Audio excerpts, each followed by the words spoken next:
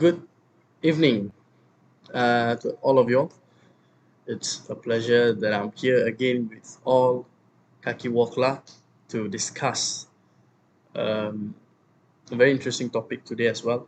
We have talked about high blood pressure, hypertension. We have already discussed on diabetes, and this will be my first presentation on a disease for all of you. Right? So today it will be on hyperlipidemia or hypercholesterolemia, which simply is having high cholesterol in your blood. So, oh, so fast. There's a lot of people inside already. Hi everyone. Hi Shafika, Reen, Adli. Right. I hope all of you are doing good. I hope um, all of you are healthy. All right. Have you all had your dinner? Hi, Mr. Rajesh. Have you all had your dinner? Um, let's see whether your dinner is good for not having high cholesterol or not. Meanwhile, I go and search for my slide.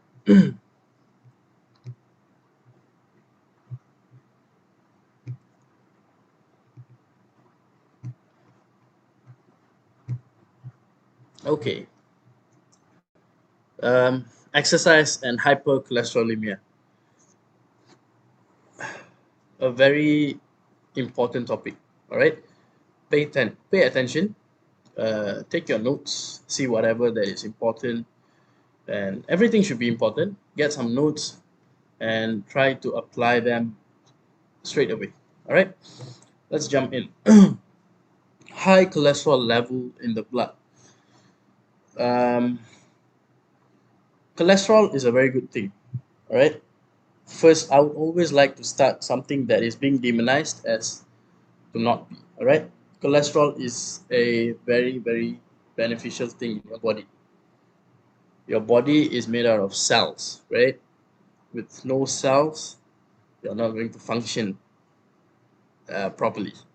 So, to build your cell, to have a proper cell, say cell wall or cell membrane, you need cholesterol. All right, your cell membrane. The membrane is simply the wall. It's made out of cholesterol. Other than that, for digestion, you need cholesterol. Hormonally, you need cholesterol. Your body produces hormones. For male, it is from your testicles and adrenal gland. Your body produces hormone and various other responsibility that cholesterol has in your body. So never ever think cholesterol is a bad thing. It is just you, the bad people. It's just you having bad choice. You're not bad.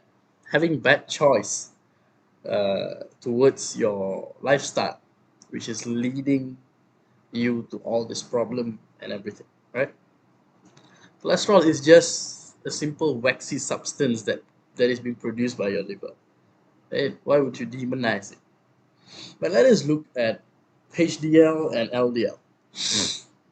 High density lipoprotein. Okay, HDL is not cholesterol. VLDL or LDL, which is very low density lipoprotein or low density lipoprotein, they are not cholesterol. They are not cholesterol, first of all, and they are not either bad or good cholesterol. Those are just terms that medical doctors use to make it easy for the public to understand. Let me explain to you what is the function of them in your body so that you properly understand the existence of them in your body. If they are bad, they should not be in your body. They are not bad. They just do things that is opposite from what you want, but then those things that is being done opposite has its own benefit as well. Okay? So the first thing before HDL, you guys know HDL is very good for you guys, right? So let's start from the bad one that is in your mind, which is VLDL and LDL. Both are also produced and released from the liver. All right. Um, they are protein particles. They are proteins. Okay. What do they do is that from your liver, very low density lipoprotein actually transport triglycerides and cholesterols to your cells. Okay, triglycerides is your fatty acids, and glycerol, which is your fats, just put it as fats, and your cholesterol is your cholesterol. All right. When it is being produced in the liver, it has to be transported to your cells. Your cells need triglyceride. Why your cells need triglyceride? Who knows why your cells need triglyceride? Yes, I cook. All right. Who knows why your cells need fat? Let me know. As easy as it sounds, your cells need fat to function properly because your fat gives your cells energy, right? Cholesterol, it has its own function as I mentioned earlier. So very low density lipoprotein will actually take all this triglyceride and cholesterol that is necessary to your cells. At first, this very low density lipoprotein will release the triglyceride, this fat that your cells need. When it releases, the density of the lipoprotein increases, which then becomes low density lipoprotein, which only carries cholesterol, right? This thing is the same. It goes through your blood, it goes through your plasma, it releases cholesterol into your cells as per needed. But when there is too much of LDL, right? When there is too much of LDL, uh, it does not know where to go. So it just scatters around in your plasma and forms plaque. All right. I don't want to jump too much into the complication yet. We will discuss about it later. All right. So this is what VLDL and LDL does in your body. So HDL, high density lipoprotein. Simple.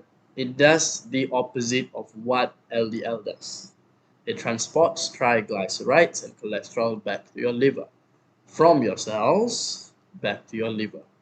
All right, let's move on.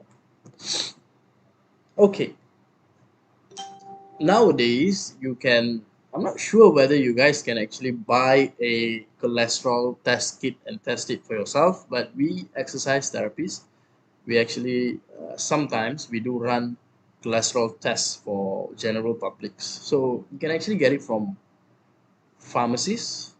There's a few brands, Lipid Scan. Um there's another brand that I don't remember. We are not affiliated with them. I just suggest. Or you can just go to your doctor and get your tests done. Cholesterol test does not necessarily have to be done every day or every week or every month. It used to be 5 years once. You can check your cholesterol and look at it, how it is going.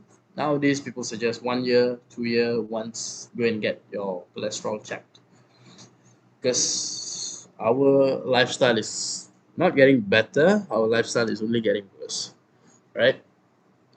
So these are the numbers. So whenever you go and check, usually in Malaysia, the numbers will look like this. This is the unit that we use usually. If it is a millimole per liter, less than 5.17 is a normal reading. Yeah. Anywhere in between 5.17 to 6.18 is borderline.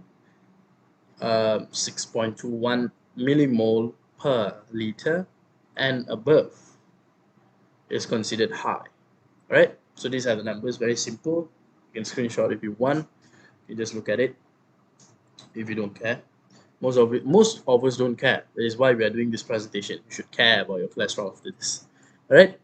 Next. This is interesting. This is the story that I want to talk to you guys all about. All right. Complications. When you have high cholesterol, you don't only have that, right? With high cholesterol, there comes a lot of other problems. As I said earlier, the moment LDL is too much in your plasma, in your blood, it's gonna cause plaque, right? When it causes plaque, all right, let's talk about plaque first. How does plaque is, what is plaque? Plaque is basically this LDL sticking around your blood vessels and accumulating at a certain region. When they accumulate too much, they will cause narrow and hardened blood vessels. So when the blood vessel gets narrowed, when the blood vessel is this big, right, it goes smaller. The blood that is going through the blood vessel, it is going to be harder for the blood to go through the vessels, right? Same goes to a pipe, a hose, sorry, where we call it pipe here.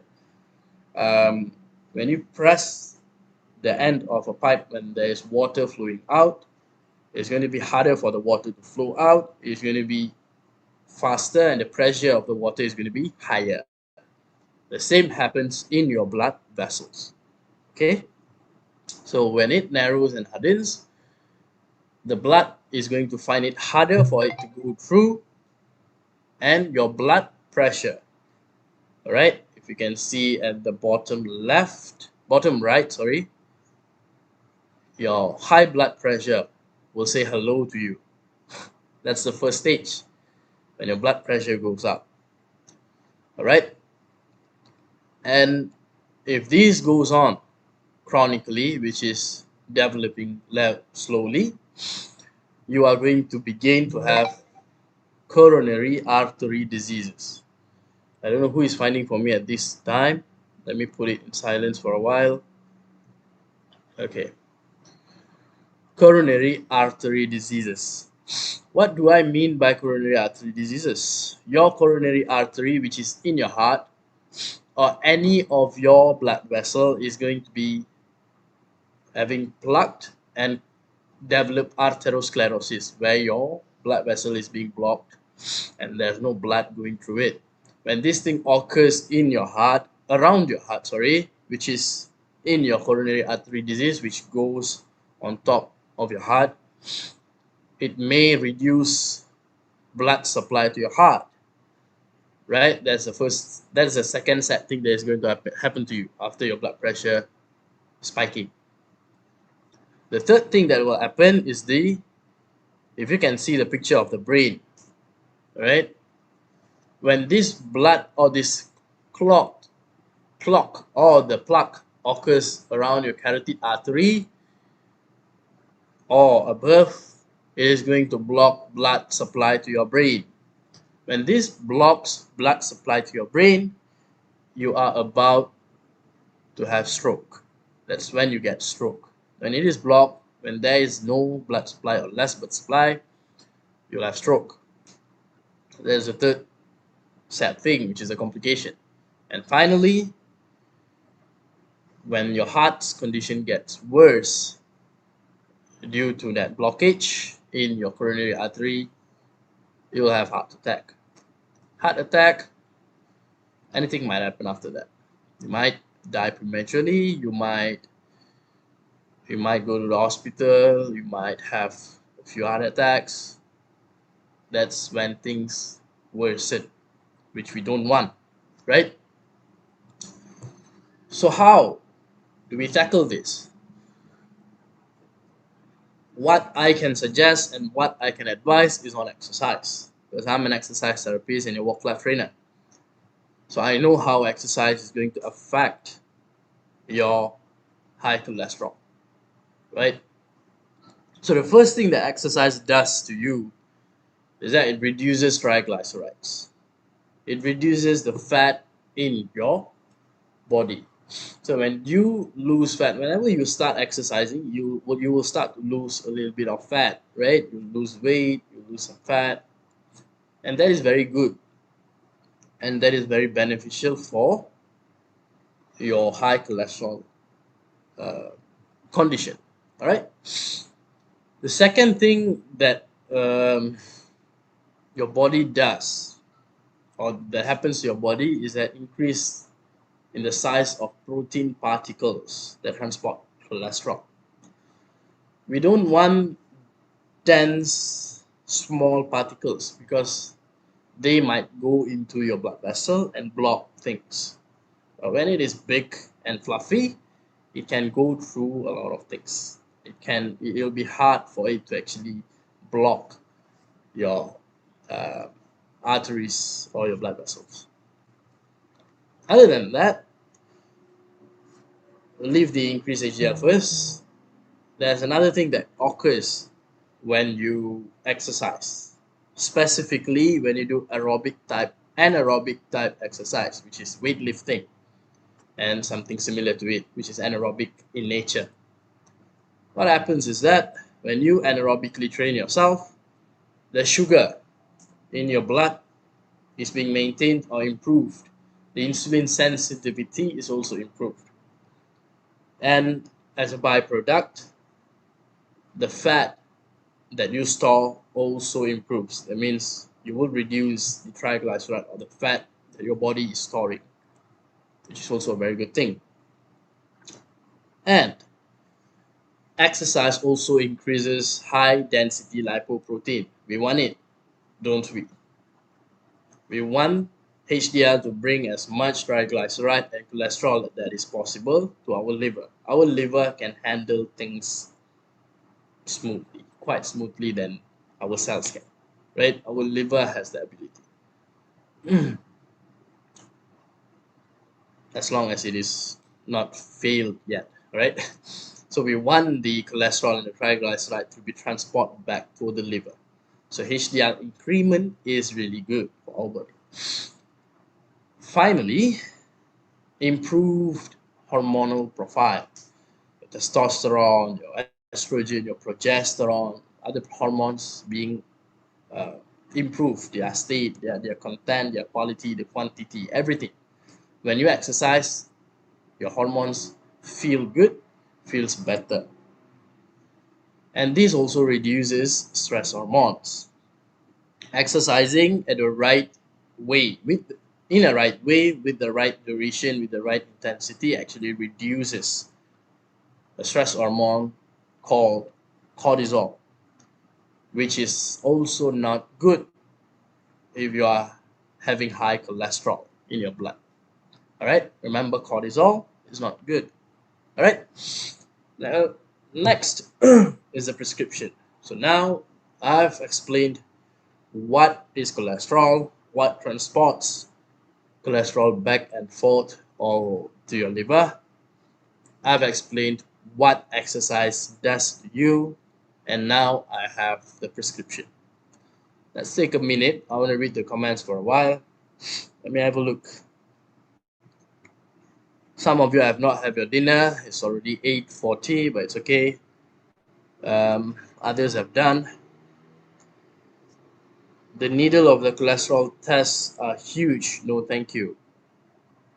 Not sure because the one that we use is the same as the glucose one, but we just have to poke you quite a number of times to get your blood out. We will we will need to poke you a little deeper than normal to get more blood. We just need more blood to go into the machine, the test kit that actually tests your cholesterol.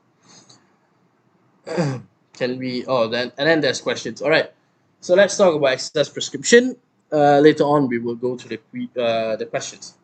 So the first thing that you should think of when you want to start exercising is the variable that you can control, which is the intensity, the duration, frequency, and time, because these things have to be in check, or else you are not doing what you're supposed to do, or else you won't know what you're doing. All right, first of all is the intensity. Low to moderate level of intensity, which is normally around 55 to 65% of your maximum heart rate. Particularly, this is for your aerobics training, which is no matter if it is on the treadmill, bicycle, stairmaster, stepper, elliptical, whatever aerobics training. It should be around 55 to 65% of your maximum heart rate. How do you calculate that? Get your maximum heart rate first, which is 220 minus by your age. All right, 220 minus by your age. And this number, say I'm 20 years old, my maximum heart rate would be 200. Because 220 minus 20 will be 200. And then you times or multiply it with 55 to 65%, wherever you think that is suitable. If you want to know which is suitable for you, get your exercise therapist's advice. All right. Duration should be 20 to 30 minutes. Try not to exercise more than an hour. All right. Long exercise duration will actually induce your production or secretion of your stress hormone. We don't want your cortisol, remember? We don't want your stress hormones. So keep it short and sweet. Keep it optimal, not short. Keep it optimal. 20 to 30 minutes should be optimal. Right? 40 minutes should be good. Anything more than an hour is not advisable. Right? Frequency. 3 to 5 times per week, depending on your time availability, depending on your training age, depending on your at which stage are you at right now. Meaning, if you're just starting off, if you're just beginning, start with 3 times a week. That is the minimal, right? Anything below that is not that effective, right? 3 times per week. If you can improve the frequency, go to 4, go to 5. 5 should be good. 6, okay. 7, not really okay. All right. You must have some rest as well. So 3 to 5 times per week is just fine, right? Type, of course, aerobic and anaerobic. Whenever you need stretching, you can put it in. Does not matter. Aerobic and anaerobic is the main guys here. All right. You must do your aerobic training. You must also do your anaerobic training. Okay. Exercise prescription made simple. This is it. I'm not prescribing anything to you right now. I'm just suggesting. So if you need any prescription or if you need any advice, of course, we don't prescribe online, which is it is not the right thing to do because even doctors don't prescribe exercise online. Hey, doctors don't prescribe medicine online. So by right, we shouldn't be prescribing exercise online. So these are just suggestions you might try before you do anything. Go to your doctor. All right. Special consideration, as I said, meet a doctor before starting anything. All right, meet a doctor before starting anything. If you are done with your medication and your body stuff, you can meet exercise doctors or exercise therapists, which are as patients should inform about any symptom and seek medical care if such symptoms develop. Yes, when you train, shortness of breath, dizziness, chest discomfort, these are just general things that a person might experience when they exercise.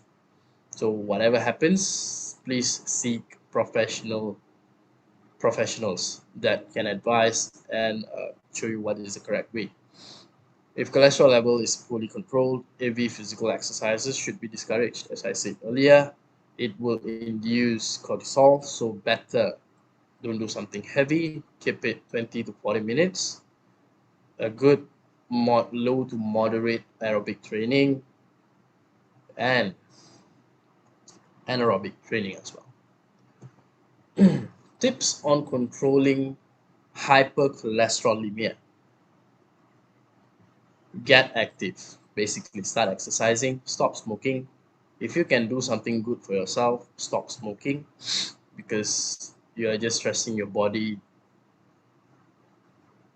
a step higher. Okay. Let me tell you guys something. Don't talk about good or healthy eating. Don't talk about exercise or living a healthy lifestyle if you're freaking smoking. Okay, Don't preach, don't talk about it, don't even do it. Stop smoking first. Stop smoking. All right. Um, I would not say don't do it. It is anyway. It is your wish, right? It is your wish. But I just don't get it when people talk about great diets. Should I do keto? Should I do paleo? Should I do whatever? Should I do high intensity? Should I do slow eccentric? Man, stop smoking first, then you can talk about all of this. All right. So think about it. All right. It is your wish. Again, I don't interfere any of your life's wishes, but I would like to advise, free advice, take it or let it go. Stop smoking if you think you want to live healthily and control your high cholesterol thingy. All right. Eliminate trans fat. Yeah, trans fat actually biologically have nothing to do in your body. All right. Trans fat are just made by humans, so they because they are not readily available sources in our nature, which is basically not created by gods, if you believe God. If you don't, which is don't naturally occur in our natural resources. So trans fat actually biologically have nothing to do with your body, but they use trans fat a lot in our foods nowadays, especially processed foods. Reduced reduce saturated fats in meat, um, and many other sources. Right. I hope you guys know where is saturated fats. There's a lot of food that has saturated fats. Eat food rich in omega-3. Yep. I think the slide after this will explain what are the food that is rich in omega-3 fatty acid. Omega-3 reduces inflammation. Omega-3 has a lot of other beneficial things for your body. So if you think you are not eating enough omega-3, then supplement some omega-3. All right. There you go. Salmon. Sorry. To those who are still pronouncing it as salmon, it is actually salmon, the silent L. And for those who are, I hope, almond, yeah, there you go. It is not almond, it is almond, silent L. Okay, salmon and almond. Citrus fruits, what is that? Soybean, okra, dark chocolate. Dark chocolate is perfect. Dark chocolate is very beneficial. Not because I love chocolates, but dark chocolates is 99% cacao. Where I don't think there's 100%. If there is, eat that. It is very beneficial. It has a lot of what do they call it? Polyphenol. Sorry, polyphenols, which is very beneficial. All right, polyphenols. Another topic. Very good for you all. Very good for uh, not getting old fast. Apples, nuts. All right. So these are anything that is fatty fishes are very good. Are very high in omega-3. Okay, whatever that you can eat, try to reduce saturated meat from like red meat, chicken, not much, but mostly red meat. Right, white fishes, fatty fishes which are orange or pink in color, like salmon. Uh, there's another type. There's another family of salmon. Forgot the name. Right, you can find it in the village grocer or whatsoever. Okay, so let me see. Okay, thank you. All right, so that is it from me. A very broad, and I think I've like touched a few things that you can do. First of all is, of course, what is cholesterol, what is high cholesterol, why do you have to basically think about it. Let me stop sharing. And then also briefed you guys about what exercise does to your body to reduce or to normalize cholesterol levels. And then I talked to you. I've also suggested you how to exercise to normalize your cholesterol level. I've also give you some suggestion on the food that you can eat to normalize cholesterol level. So I think that's it. It was a very I hope my presentation covered most of the topics that is important for you to actually take note on high cholesterol. Let's move on to some questions. Um, can can we have heart attack without having hypercholesterolemia or any other diseases? Let me tell you something.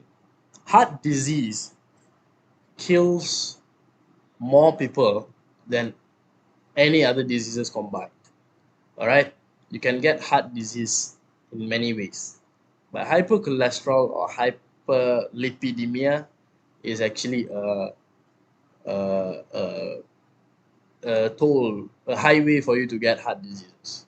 That's how it works, right? Hyperlipidemia or hypercholesterolemia actually makes it easier for you to get heart diseases. But then there's a lot of other ways that you can get heart diseases. Don't talk about the ways you can get heart diseases, which is obviously not a good thing to talk about.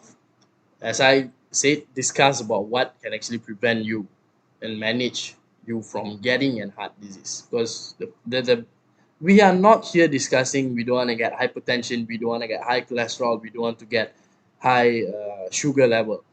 At the end, we don't want to get heart disease. That is the main thing, right? Because heart disease kills the number of people that is more than any other diseases. All right, it is the number one killer. It kills the most people in this world. All right, so try not to get heart disease. How? Exercise, live a healthy lifestyle. It is not that hard. It is not that hard. It is just your habits. It is just whatever that you have made your lifestyle to be on.